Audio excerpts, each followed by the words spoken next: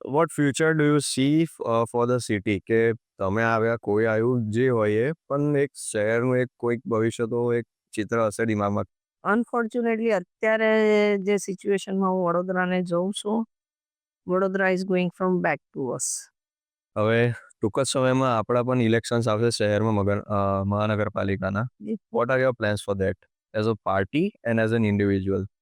As a party we need to reach out so that વડોદરાવાસીઓની હવે તો આંખો ખુલી ગઈ છે અને વોટમાં કઈ રીતના પરિવર્તન કન્વર્ટ થયું છે અને લાસ્ટ મોમેન્ટ એમને ઊંધા ચશ્મા ફરીથી કોઈ બીજું ઇસ્યુ લાવીને ના બતાવી દેવામાં આવે.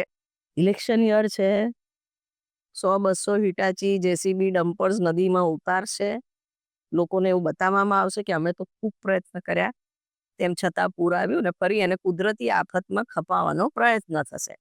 તો ઇટ ઇઝ અનફોર્ચ્યુનેટ કે અત્યારે એમએસયુ જે ગ્રુમિંગ લેબોરેટરી હતી ગુજરાતના સારા લીડર્સ માટે, એના ઇલેક્શન્સ બંધ થઈ ગયા છે. અધરવાઇઝ તમે જોશો તો અહીંયાથી 2 સીએમ 3 સીએમ રાધર એમએસ યુનિવર્સિટીના પોલિટિક્સમાંથી આવ્યા છે અને ઘણા બધા મિનિસ્ટર્સ ને બધા આવ્યા છે. બધા આવે છે. અને વડોદરાના તો તમામ લીડર્સની વાત કરીએ, everyone has started their career from MS university.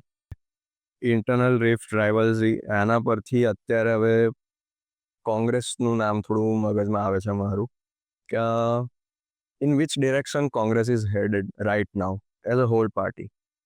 તો જ્યાં બી 4 લોકો હોય ત્યાં ગ્રુપિઝમ જૂથબંધી હોય જ છે. એક જનરેશનથી બીજા જનરેશનમાં છેલ્લા 10 વર્ષથી પાર્ટી મૂવ ઓન થઈ રહી છે. ટ્રાન્ઝિશન થઈ એ રહ્યું. ટ્રાન્ઝિશન ફેઝમાં થોડુંક ડિસ્ટર્બન્સ, ડિસિઝન મેકિંગમાં ડિલેઝ ને બધું થયું છે ચોક્કસ. જે ફોર્સીસ અત્યારે રૂલિંગમાં છે, અ, કદાચ દેશને પાછળની દિશા તરફ લઈ જાય છે એઝ ફાર એઝ કલ્ચર અને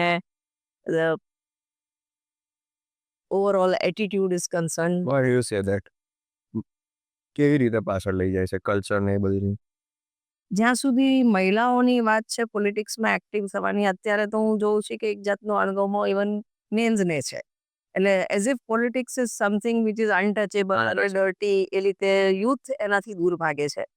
પણ વિધાઉટ પોલિટિક્સ અને વિધાઉટ પ્રોપર રિપ્રેઝન્ટેશન તમારો દેશ ડેવલપ કરી જ ના શકે. How to break this stigma? કેવી રીતે? સારો માણસ આવે પણ એક એવું પણ હોય છે કે બધા એટલા આમ ખરાબ માણસો છે, inclusion, they don't feel included, કે હા આવી તો ગયા પણ અમને કોઈ પૂછતું નથી. બેક ઓફિસ ઘણી વખત ઘણા બધા બીજેપીના લીડર્સ બી કહે છે કે બેન તમારી વાત એબ્સોલ્યુટલી સાચી હોય છે, પણ પાર્ટીની મર્યાદા છે, અમે નથી બોલી શકતા.